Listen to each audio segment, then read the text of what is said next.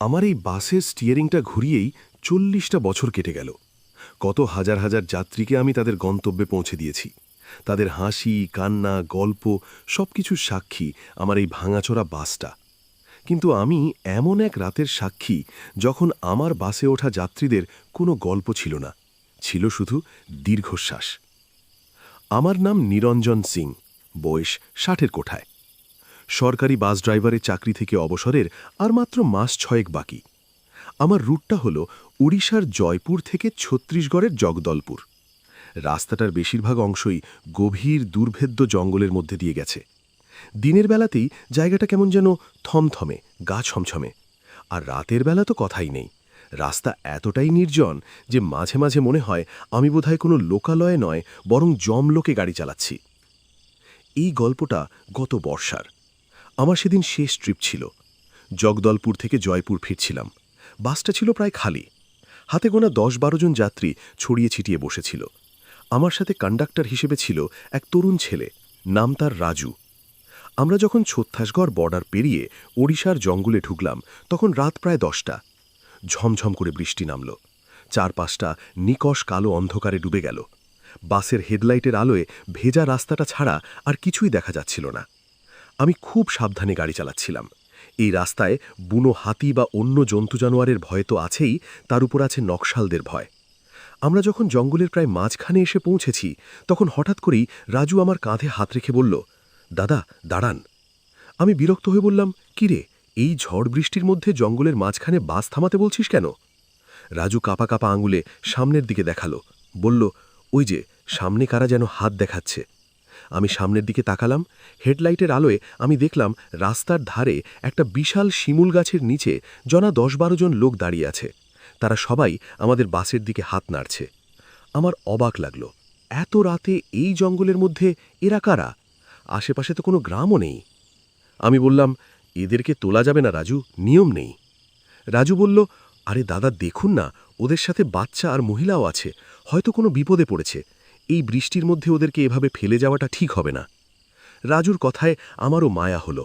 আমি বাসটা থামালাম। দরজা খুলতেই লোকগুলো এক এক করে বাসে উঠতে শুরু করল। তাদের মধ্যে কয়েকজন পুরুষ, কয়েকজন মহিলা আর দুটো ছোট বাচ্চাও ছিল।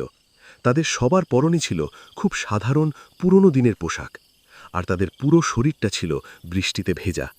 তারা বাসে উঠে কোনো কথা না বলে একেবারে পেছনের দিকের সিটগুলোতে গিয়ে বসল। রাজু তাদের কাছে গিয়ে ভাড়া চাওয়ার জন্য বলল, কোথায় যাবেন আপনারা? তাদের মধ্যে একজন বয়স্ক লোক শুধু মাথা নেড়ে ইশারা করল, সামনেই। রাজু আর কিছু বলল না, সে আমার পাশে এসে বসল। আমি আবার বাস চালাতে শুরু করলাম, কিন্তু আমার মনটা কেমন যেন খচখচ করতে লাগল। লোকগুলো ছিল অস্বাভাবিক রকমের চুপচাপ, এমনকি বাচ্চা দুটোও কোনো কান্নাকাটি বা দুষ্টুমি করছিল না। তারা সবাই পাথরের মূর্তির মতো স্থির হয়ে বসেছিল। আমি রিয়ারভিউ মিরারে তাদের দিকে তাকালাম। তাদের মুখগুলো ছিল অদ্ভুত রকমের ফ্যাকাশে আর ভাবলেশহীন। সবচেয়ে অদ্ভুত ব্যাপার ছিল অন্যটা। আমি আমার কেবিনে বসেও তাদের নিঃশ্বাস ফেলার শব্দ পাচ্ছিলাম। গভীর, ভারী আর কেমন যেন একটা কষ্টের নিঃশ্বাস, যেন তারা বহু যুগ ধরে কোনো এক গভীর যন্ত্রণা থেকে মুক্তি পাওয়ার জন্য ছটফট করছে। বাসের ইঞ্জিনের শব্দকেও ছাপিয়ে সেই সম্মিলিত দীর্ঘশ্বাসের শব্দটা আমার কানে এসে বাজছিল। আমার গাটা ছমছম করে উঠল। আমি রাজুকে কনুই দিয়ে খোঁচা মেরে বললাম, কি রে, কিছু শুনতে পাচ্ছিস? রাজু অবাক হয়ে বলল, কি দাদা? ওই যে নিঃশ্বাসের শব্দ।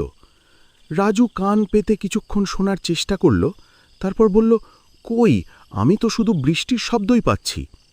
আমি বুঝলাম শব্দটা শুধু আমিই শুনতে পাচ্ছি।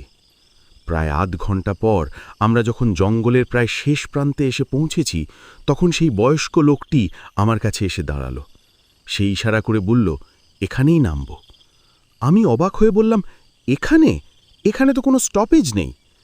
লোকটি আমার কথার কোনো উত্তর না দিয়ে তার ঝোলা থেকে কিছু পুরনো দিনের কয়েন বের করে রাজুর হাতে দিল। রাজু কয়েনগুলো দেখে চমকে উঠল। ওগুলো ছিল বহু বছর আগের অচল পয়সা। আমি আর কথা বাড়ালাম না। আমি বাসটা থামালাম।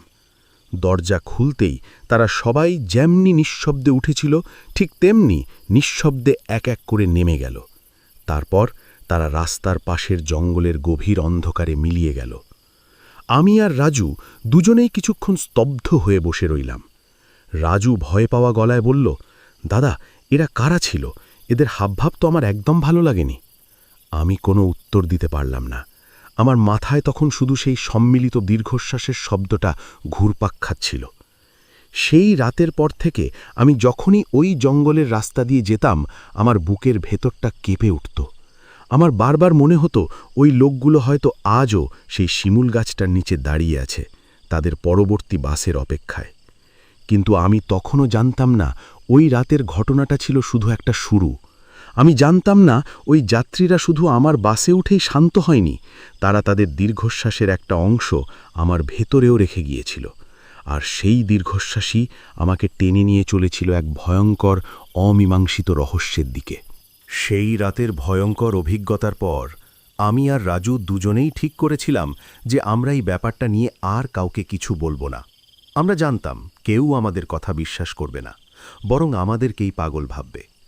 আমরা নিজেদের বোঝানোর চেষ্টা করছিলাম যে ওটা হয়তো আমাদের চোখের ভুল ছিল। হয়তো ওই লোকগুলো কোনো আদিবাসী দলের সদস্য ছিল যারা জঙ্গলের ভেতরেই থাকে। কিন্তু আমি আমার মন থেকে সেই গভীর ভারী দীর্ঘশ্বাসের শব্দটা কিছুতেই তাড়াতে পারছিলাম না। আমার প্রায়ই রাতে ঘুমের মধ্যে মনে হতো যেন অনেকগুলো লোক আমার বুকের ওপর চেপে বসে তাদের কষ্টের নিঃশ্বাস আমার মুখের ওপর ফেলছে। আমার ঘুম ভেঙে যেত। গণ্ডগোলটা আরও বাড়ল ঠিক 1 সপ্তাহ পর। আমি সেদিনও রাতের শেষ ট্রিপটা নিয়ে ফিরছিলাম। আজ রাজুর ডিউটি ছিল না। আমার সাথে ছিল আরেকজন পুরনো কন্ডাক্টর, নাম তার হরি।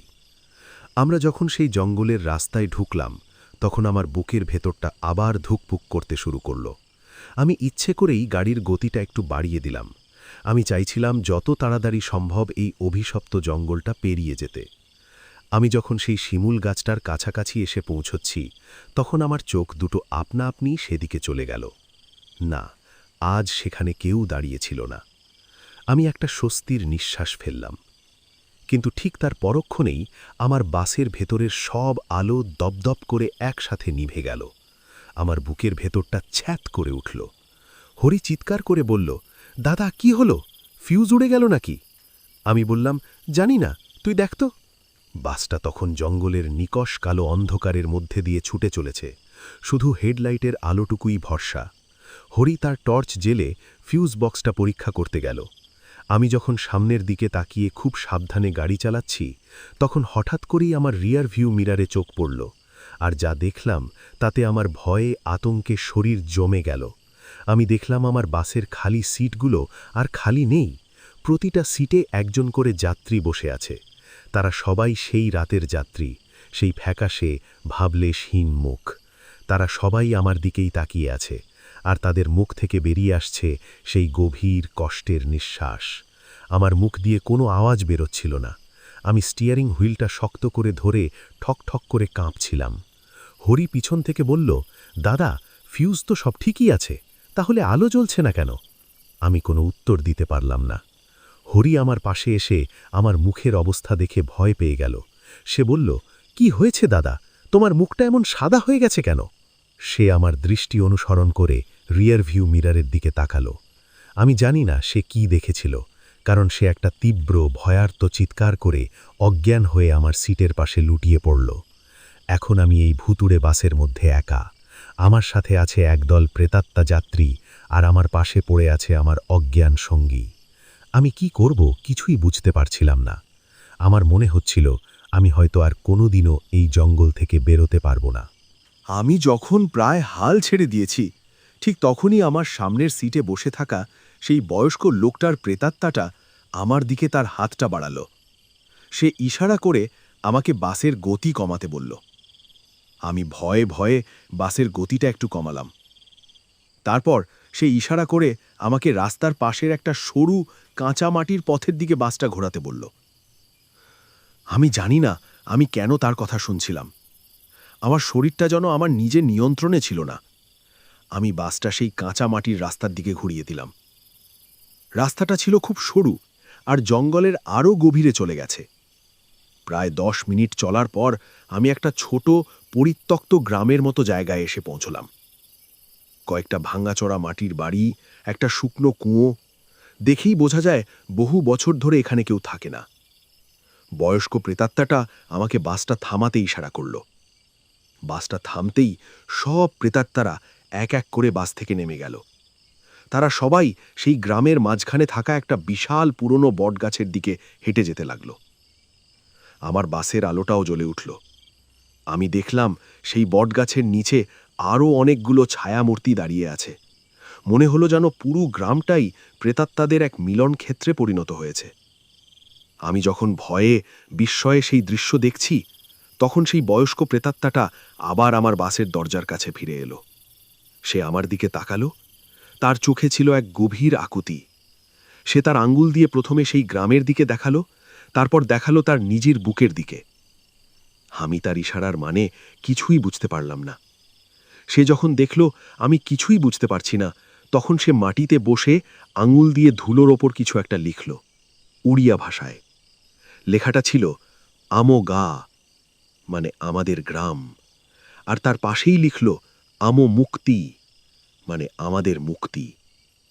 আমি বুঝতে পারলাম তারা আমাকে তাদের গ্রামের কথা বলতে চাইছে, আর তারা মুক্তি চাইছে। কিন্তু কেন? এই গ্রামের কি হয়েছিল, আর তাদের মুক্তির সাথে আমারই বা কি সম্পর্ক? আমি যখন এইসব ভাবছি, তখন প্রেতাত্মাটা আবার ধুলোর ওপর লিখল, খনি। খনি? মাইন? আমি কিছুই বুঝতে পারলাম না। প্রেতাত্মাটা হতাশ হয়ে আমার দিকে শেষবারের মতো তাকিয়ে আবার সেই বটগাছের দিকে হেঁটে গেল এবং বাকি আত্মাদের সাথে মিশে গেল। আমি আর এক মুহূর্তও সেখানে দাঁড়ালাম না। আমি বাসটা ঘুরিয়ে আবার হাইওয়ের দিকে ফিরে এলাম। আমি জানি আমি আজ রাতে যা দেখেছি তা আমার জীবনের সবচেয়ে ভয়ঙ্কর অভিজ্ঞতা। কিন্তু আমি এটাও জানি যে ওই প্রেতাত্মারা আমার কোনো ক্ষতি করতে চায় না। তারা আমার কাছে সাহায্য চাইছে। কিন্তু খনির রহস্যটা কি? ওই পরিত্যক্ত গ্রামের সাথে খনির কি সম্পর্ক? আর তাদের মুক্তির চাবিকাঠিটাই বা কি? আমি বুঝতে পারছিলাম আমি এক গভীর পুরনো ষড়যন্ত্র আর যন্ত্রণার গল্পের মধ্যে জড়িয়ে পড়েছি। সেই রাতের ভয়ঙ্কর অভিজ্ঞতার পর আমি কয়েকদিনের জন্য ছুটিতে চলে গেলাম। আমার চোখের সামনে সারাক্ষণ ভাসছিল সেই পরিত্যক্ত গ্রাম আর প্রেতাত্মাদের সেই আকুতি ভরা মুখগুলো। হরি বেচারা তো ভয়ে প্রায় আধমরা হয়ে গিয়েছিল। সে ঠিক করেছে আর কোনোদিনও রাতের ডিউটি করবে না। আমি আমার গ্রামের বাড়িতে ফিরে এলাম, কিন্তু আমার মনে কোনো শান্তি ছিল না। আমার মাথায় শুধু দুটো শব্দ ঘুরপাক খাচ্ছিল, আমো গাঁ আর খনি। আমি বুঝতে পারছিলাম আমাকে ওই গ্রামের ইতিহাস জানতেই হবে। আমাকে জানতেই হবে ওই মানুষগুলোর সাথে কি হয়েছিল। আমি খোঁজ খবর নিতে শুরু করলাম। আমি কথা বললাম ওড়িশার পুরনো দিনের সরকারি আমলা, সাংবাদিক আর স্থানীয় ইতিহাস নিয়ে যারা চর্চা করেন তাদের সাথে। প্রথমে কেউই আমাকে তেমন কোনো সাহায্য করতে পারল না। ওই জঙ্গলের ভেতরের পরিত্যক্ত গ্রামটার কথা কেউই তেমন জানত না। অবশেষে আমি জয়পুরের এক অবসরপ্রাপ্ত ভূমি রাজস্ব অধিকারিকের কাছ থেকে একটা সূত্র পেলাম। তার নাম মিস্টার পটনায়ক। বয়স ৮০-র বেশি। আমি তার সাথে দেখা করে তাকে সেই গ্রামের কথা জিজ্ঞাসা করলাম। আমার কথা শুনে মিস্টার পটনায়কের মুখটা কেমন যেন গম্ভীর হয়ে গেল। তিনি একটা দীর্ঘশ্বাস ফেলে বললেন, আপনি যে গ্রামের কথা বলছেন তার নাম ছিল শিকারপালি। আজ থেকে প্রায় ৪০-৪২ বছর আগের কথা। গ্রামটা তখন বেশ হাসিখুশি জীবন্ত ছিল। গ্রামের মানুষজন ছিল খুব সহজ সরল। চাষবাস আর জঙ্গলের কাঠ মধু সংগ্রহ করেই তাদের দিন চলত। কিন্তু তাদের এই শান্ত জীবনে নেমে এলো এক অভিশাপ। কি অভিশাপ? আমি জিজ্ঞাসা করলাম। মিস্টার পটনায়ক বললেন, লোহার অভিশাপ। সরকার জানতে পারে যে ওই শিকারপালি গ্রামের ঠিক নিচেই মাটির গভীরে এক বিশাল লোহার আকরিকের ভাণ্ডার আছে। আর সাথে সাথেই একটা বড় বেসরকারি মাইনিং কোম্পানি সিংহানিয়া মিনারেলস ওই জায়গাটা সরকারের কাছ থেকে লিজ নিয়ে নেয়। সিংহানিয়া মিনারেলস, এই নামটা আমার চেনা। ওড়িশার সবচেয়ে বড় এবং প্রভাবশালী মাইনিং কোম্পানি। কোম্পানি গ্রামের লোকদের প্রস্তাব দেয় যে তারা যেন তাদের জমি, জায়গা, বাড়িঘর সব কোম্পানির কাছে বিক্রি করে দিয়ে অন্য কোথাও চলে যায়। কোম্পানি তাদের ভালো ক্ষতিপূরণ দেবে। কিন্তু শিকারপালির মানুষজন তাদের বাপ ঠাকুরদার ভিটেমাটি ছাড়তে রাজি হয়নি। তারা প্রতিরোধ গড়ে তোলে। তাদের নেতা ছিল গ্রামেরই এক যুবক, নাম তার মঙ্গল। সে ছিল খুব সাহসী আর প্রতিবাদী। কোম্পানি প্রথমে তাদের লোভ দেখানোর চেষ্টা করে, তারপর ভয় দেখায়, কিন্তু কোনো কিছুতেই কাজ হয় না। গ্রামের মানুষজন ছিল ঐক্যবদ্ধ। অবশেষে কোম্পানি তাদের শেষ ভয়ঙ্কর চালটা চালে। মিস্টার পটনায়কের গলাটা ধরে এলো। তিনি বললেন, একদিন রাতে যখন গ্রামটা গভীর ঘুমে আচ্ছন্ন, তখন কোম্পানির লেলিয়ে দেওয়া গুন্ডারা পুরো গ্রামটাকে ঘিরে ফেলে। তারা গ্রামের সব বাড়িতে বাইরে থেকে আগুন লাগিয়ে দেয়। আমার গায়ের লোম খাড়া হয়ে গেল। যারা ঘর থেকে বেরিয়ে আসার চেষ্টা করেছিল তাদের গুলি করে মারা হয় বা কুপিয়ে খুন করা হয়। নারী, পুরুষ, শিশু কেউই রেহাই পায়নি। পুরো গ্রামটাকে জ্যান্ত পুড়িয়ে মারা হয়। আর তারপর কোম্পানি সবটা ধামাচাপা দিয়ে দেয়। তারা সরকারি খাতায় দেখায় যে গ্রামে মাওবাদীদের আক্রমণে আগুন লেগেছিল আর তাতেই সবাই মারা গেছে। যেহেতু জায়গাটা খুব দুর্গম ছিল, তাই পুলিশ বা মিডিয়ার পৌঁছতে অনেক দেরি হয়ে যায়। ততদিনে কোম্পানি সব প্রমাণ লোপাট করে ফেলে। আর সেই খনি, সেটার কি হলো? খনিটা আর তৈরি হয়নি, মিস্টার পটনায়ক বললেন। ওই ভয়ঙ্কর ঘটনার পর ওই জায়গাটা অভিশপ্ত হয়ে যায়। কোম্পানির কোনো লোকই আর ওখানে কাজ করতে সাহস পায় না। প্রজেক্টটা বাতিল হয়ে যায়। শিকারপালি গ্রামটা ধীরে ধীরে জঙ্গলের মধ্যে হারিয়ে যায়। আর তার সাথে হারিয়ে যায় এক ভয়ঙ্কর গণহত্যার ইতিহাস। আমি স্তব্ধ হয়ে বসে রইলাম। আমার কাছে এখন সবটা পরিষ্কার। আমার বাসে যারা উঠেছিল তারা আর কেউ নয়, তারা হলো সেই শিকারপালি গ্রামের হতভাগ্য, খুন হয়ে যাওয়া মানুষগুলোর অতৃপ্ত আত্মা। তারা তাদের গ্রামটাকে দেখাতে চেয়েছিল, তারা তাদের সাথে হওয়া অন্যায়ের কথা আমাকে জানাতে চেয়েছিল। আমার বুকের ভেতরটা রাগে, ঘেন্নায় আর করুণায় জ্বলে যাচ্ছিল। আমি মিস্টার পটনায়ককে জিজ্ঞাসা করলাম, এই সিংহানিয়া মিনারেলসের মালিক কে? তিনি বললেন, তখন ছিলেন বলভীর সিংহানিয়া। তিনি এখন বেঁচে নেই, কিন্তু তার ছেলে বিক্রম সিংহানিয়া এখন কোম্পানির মালিক। সে তার বাবার চেয়েও অনেক বেশি রুথলেস এবং প্রভাবশালী। আমি মনে মনে প্রতিজ্ঞা করলাম, আমি এই অন্যায়ের বিচার চাইবই। আমি শিকারপালির ওই নিরীহ আত্মাদের মুক্তি দেবই। কিন্তু কিভাবে? আমার কাছে কোনো প্রমাণ নেই। 40 বছর আগের একটা ঘটনা, যা সব প্রমাণ লোপাট করে দেওয়া হয়েছে। আমি যখন এইসব ভাবছি, তখন আমার হঠাৎ করেই সেই রাতের কথা মনে পড়ল। সেই বয়স্ক প্রেতাত্মাটা, সে আমাকে তার গ্রামের কথা বলেছিল, মুক্তির কথা বলেছিল, খনির কথা বলেছিল। কিন্তু সে আর একটা কাজও করেছিল। সে আমার কন্ডাক্টর রাজুর হাতে কিছু পুরনো অচল পয়সা দিয়েছিল। আমি সাথে সাথেই রাজুকে ফোন করলাম। আমি তাকে জিজ্ঞাসা করলাম, রাজু, সেদিন রাতের সেই পয়সাগুলো কি এখনও তোর কাছে আছে? রাজু বলল, হ্যাঁ দাদা, আছে। আমি ওগুলো আমার মানিব্যাগের একটা আলাদা পকেটে রেখে দিয়েছিলাম। আমি বললাম, তুই এক্ষুনি পয়সাগুলো নিয়ে আমার সাথে দেখা কর, খুব জরুরি। রাজু পয়সাগুলো নিয়ে আসতেই আমি ওগুলো হাতে নিয়ে ভালো করে দেখতে লাগলাম। ওগুলো ছিল সাধারণ পুরনো দিনের পয়সা, কিন্তু একটা পয়সা আমার একটু অন্যরকম লাগলো। ওটা ছিল বাকিগুলোর চেয়ে একটু বেশি ভারী, আর তার একটা দিক ছিল মসৃণ। আমি আমার নখ দিয়ে সেই মসৃণ দিকটা খোলার চেষ্টা করতেই ওটা খুলে গেল। ওটা কোনো সাধারণ পয়সা ছিল না, ওটা ছিল একটা ছোট লকেটের মতো বাক্স, আর তার ভেতরে একটা ছোট্ট ভাঁজ করা হলদে হয়ে যাওয়া কাগজের টুকরো রাখা। আমি কাঁপা কাঁপা হাতে কাগজটা খুললাম। ওতে ওড়িয়া ভাষায় খুব ছোট ছোট করে কয়েকটা নাম লেখা ছিল, আর সেই নামের তালিকার ঠিক নিচেই ছিল একটা সই। সইটা ছিল মঙ্গলের, সেই প্রতিবারী যুবকের। আমি বুঝলাম এটা হলো সেই সব গুন্ডাদের নামের তালিকা যারা সেদিন রাতে গ্রামে আগুন লাগিয়েছিল। মঙ্গল হয়তো কোনোভাবে এই তালিকাটা জোগাড় করেছিল, আর মরার আগে সে এটাকে এই পয়সার মধ্যে লুকিয়ে রেখে গিয়েছিল। আমার হাতে এখন একটা অকাট্য প্রমাণ, কিন্তু আমি জানি শুধু এই প্রমাণ দিয়েই বিক্রম সিংহানিয়ার মতো একজন প্রভাবশালী লোকের বিরুদ্ধে লড়া সম্ভব নয়। আমার আরও কিছু লাগবে, এমন কিছু যা তাকে ভয় পাইয়ে দেবে। আমার মাথায় তখন একটা ভয়ঙ্কর পরিকল্পনা এলো। আমি ঠিক করলাম আমি আবার শিকারপালি গ্রামে যাব। এবার একা নয়, আমি আমার সাথে নিয়ে যাব বিক্রম সিংহানিয়াকে। আমি তাকে তার বাবার কৃতকর্মের মুখোমুখি দাঁড় করাবো। আমি তাকে দেখাবো 40 বছর ধরে কতগুলো অতৃপ্ত আত্মা তার জন্যে অপেক্ষা করছে। আমার হাতে মঙ্গলের সেই নামের তালিকাটা ছিল একটা জ্বলন্ত অঙ্গারের মতো। আমি জানতাম এটা শুধু একটা কাগজের টুকরো নয়, এটা হলো ৪০ বছর ধরে চাপা পড়ে থাকা একটা ভয়ঙ্কর সত্যের চাবিকাঠি। কিন্তু আমি এটাও জানতাম যে বিক্রম সিংহানিয়ার মতো একজন শক্তিশালী লোকের দুর্গে এই চাবিকাঠি নিয়ে প্রবেশ করা প্রায় আত্মহত্যার শামিল। আমাকে খুব সাবধানে, মাথা ঠান্ডা করে চাল চলতে হবে। আমি প্রথমে সেই নামের তালিকাটা নিয়ে মিস্টার পট্টনায়কের কাছে গেলাম। তিনি তালিকাটা দেখে চমকে উঠলেন। তিনি বললেন, নিরঞ্জনবাবু, আপনি যা খুঁজে বের করেছেন তা অবিশ্বাস্য। এই তালিকার কয়েকটা নাম আমি চিনি। এরা সবাই একসময় সিংহানিয়া মিনারেলসের হয়ে কাজ করত, সবাই দাগি আসামি। আমি বললাম, কিন্তু শুধু এই তালিকা দিয়ে তো বিক্রম সিংহানিয়াকে ধরা যাবে না। সে হয়তো বলবে সে এসবের কিছুই জানে না। মিস্টার পট্টনায়ক বললেন, ঠিক, আমাদের আরও শক্তিশালী কিছু লাগবে, এমন কিছু যা তাকে মানসিকভাবে ভেঙে দেবে। আর তখনই আমার সেই ভয়ঙ্কর পরিকল্পনাটা আমি তাকে খুলে বললাম। আমি বললাম, আমি বিক্রম সিংহানিয়াকে শিকারপালি গ্রামে নিয়ে যেতে চাই।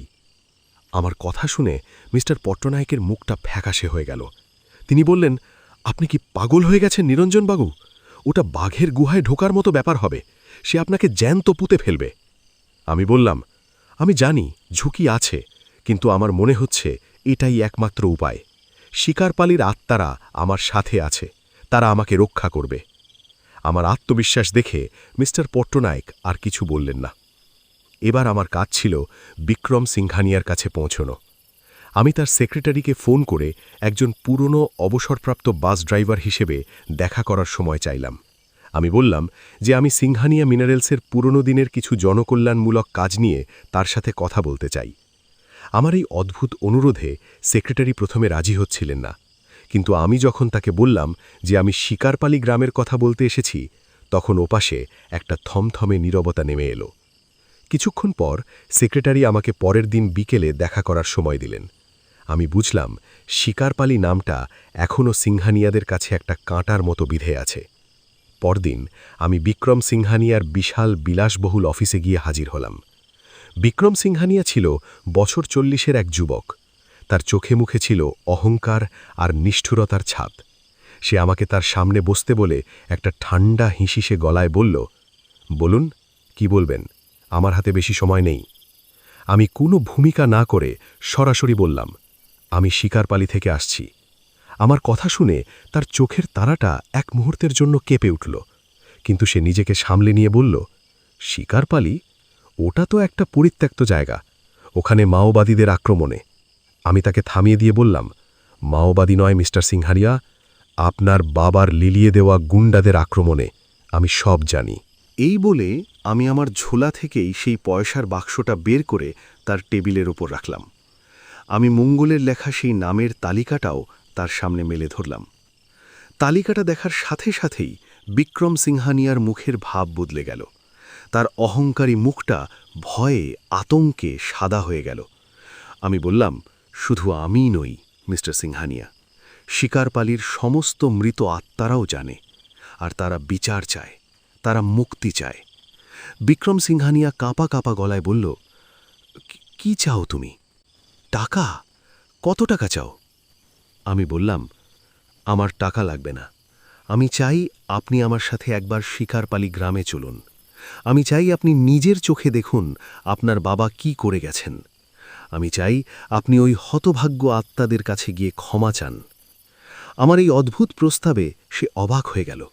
সে হয়তো ভেবেছিল আমি তাকে ব্ল্যাকমেইল করব। সে একটা ক্রূর হাসি হেসে বলল, তুমি আমাকে ভয় দেখাচ্ছ ভূতের গল্প শুনিয়ে? আমিও সব বিশ্বাস করি না। আমি শান্ত গলায় বললাম, বিশ্বাস করেন না? ঠিক আছে, তাহলে চলুন আমার সাথে। যদি আপনার মনে হয় ওগুলো সব আমার কল্পনা, তাহলে আমি এই তালিকাটা আপনার হাতে তুলে দিয়ে চিরদিনের জন্য এই শহর ছেড়ে চলে যাব। আর যদি, আমি এক মুহূর্তের জন্য থামলাম, তারপর বললাম, আর যদি আপনি যা দেখবেন তা সত্যি হয়, তাহলে আপনাকে পুলিশের কাছে গিয়ে সব দোষ স্বীকার করতে হবে। বিক্রম সিংহানিয়া আমার দিকে কিছুক্ষণ তাকিয়ে রইল।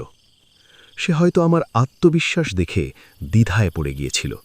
সে হয়তো ভেবেছিল আমার মতো একজন সামান্য বাস ড্রাইভারের এত সাহস কোত্থেকে এলো। অবশেষে সে বলল, ঠিক আছে, আমি যাব। তোমার এই ভূতের নাটকটা আমি নিজের চোখেই দেখতে চাই। কাল রাতে তুমি আমাকে জঙ্গল পর্যন্ত নিয়ে যাবে, তারপর আমি আমার নিজের গাড়িতে যাব। আমি তার শর্তে রাজি হয়ে গেলাম। আমি জানি এটা একটা ভয়ঙ্কর চাল। সে হয়তো আমাকে জঙ্গলে নিয়ে গিয়ে খুন করার পরিকল্পনা করছে, কিন্তু আমার আর কোনো উপায় ছিল না। আমি যখন তার অফিস থেকে বেরিয়ে আসছি, তখন সে আমাকে পিছন থেকে ডেকে বলল, শোনো ড্রাইভার, যদি এটা তোমার কোনো চাল হয় তাহলে জেনে লেখো, তুমি জঙ্গল থেকে আর কোনো দিনও ফিরতে পারবে না। আমি তার দিকে না ফিরেই বললাম, সেই চিন্তাটা আপনি নিজের জন্য করুন মিস্টার সিংহানিয়া। আমি জানি কাল রাতে শিকারপালির জঙ্গলে এক ভয়ঙ্কর নাটকের শেষ অঙ্ক অভিনীত হতে চলেছে। একদিকে থাকব আমি আর এক দল বিচার প্রার্থী প্রেতাত্মা, আর অন্যদিকে থাকবে এক শক্তিশালী রুথলেস অপরাধী। আমি জানি না এই নাটকের শেষটা কি হবে। আমি শুধু জানি শিকারপালির আত্মারা তাদের শেষ বিচারের জন্য প্রস্তুত। পরের রাতটা ছিল আমার জীবনের সবচেয়ে দীর্ঘ এবং সবচেয়ে ভয়ঙ্কর রাত। আমার পরিকল্পনা অনুযায়ী আমি বিক্রম সিংহানিয়াকে আমার বাসে করে সেই জঙ্গলের রাস্তার মুখে নামিয়ে দিলাম।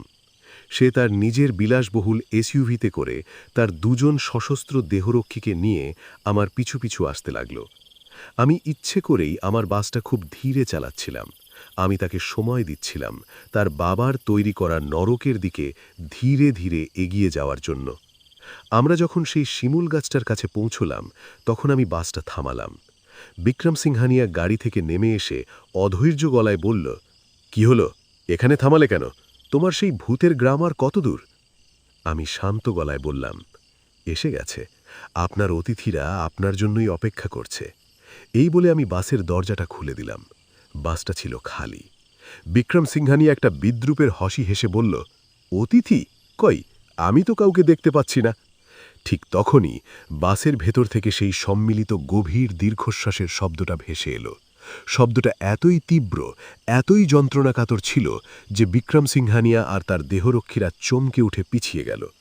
আমি বললাম, দেখতে পাচ্ছেন না, কিন্তু তারা তো আপনাকে দেখতে পাচ্ছে মিস্টার সিংহানিয়া। আমার কথা শেষ হওয়ার সাথে সাথেই বাসের খালি সিটগুলোতে এক এক করে সেই ফ্যাকাশে ভাবলেশীন ছায়ামূর্তিগুলো ফুটে উঠতে লাগল। শিকারপালির হতভাগ্য আত্মারা। তাদের নেতৃত্বে ছিল সেই বয়স্ক গ্রাম প্রধান, আর তার পাশে ছিল মঙ্গল। বিক্রম সিংহানিয়ার দেহরক্ষীরা ভয়ে বন্দুক তোলার চেষ্টা করছিল, কিন্তু তাদের হাত দুটো যেন অবশ হয়ে গিয়েছিল। আত্মারা বাস থেকে নেমে বিক্রম সিংহানিয়াকে ঘিরে ধরল। তারা কোনো কথা বলছিল না, তারা শুধু তাদের কষ্টের ভারী নিঃশ্বাস ফেলছিল, আর তাদের চোখ দিয়ে যেন আগুন ঠিকরে বেরোচ্ছিল। বিক্রম সিংহানিয়া ভয়ে আতঙ্কে মাটিতে বসে পড়েছিল। সে পাগলের মতো চিৎকার করছিল। আমি তার কাছে গিয়ে বললাম, এ তো সবে শুরু মিস্টার সিংহানিয়া। আপনার আসল অতিথি তো এখনও আপনার গ্রামের বাড়িতে আপনার জন্য অপেক্ষা করছে। আমি তাকে প্রায় জোর করে আমার বাসে তুলে নিলাম। তার দেহরক্ষীরা ভয়ে আতঙ্কে আগেই পালিয়ে গিয়েছিল। আমি বাসটা চালিয়ে সেই পরিত্যক্ত শিকারপালি গ্রামের দিকে নিয়ে গেলাম। গ্রামের ভেতরে ঢোকার সাথে সাথেই বিক্রম সিংহানিয়া যা দেখল তা তার কল্পনাকেও হারিয়ে দিল। পুরো গ্রামটা আলোয় ঝলমল করছিল। ভাঙাচোরা বাড়িগুলো আবার আগের মতো হয়ে গেছে। গ্রামের মানুষজন তাদের দৈনন্দিন কাজ করছে, বাচ্চারা খেলছে, মহিলারা গল্প করছে। যেন 40 বছর আগের সেই ভয়ঙ্কর রাতের আগের একটা শান্ত হাসি খুশি গ্রাম। কিন্তু এই গ্রামের কেউই জীবিত ছিল না। তারা সবাই ছিল প্রেতাত্মা। তারা সবাই তাদের কাজ থামিয়ে বিক্রম সিংহানিয়ার দিকে তাকালো।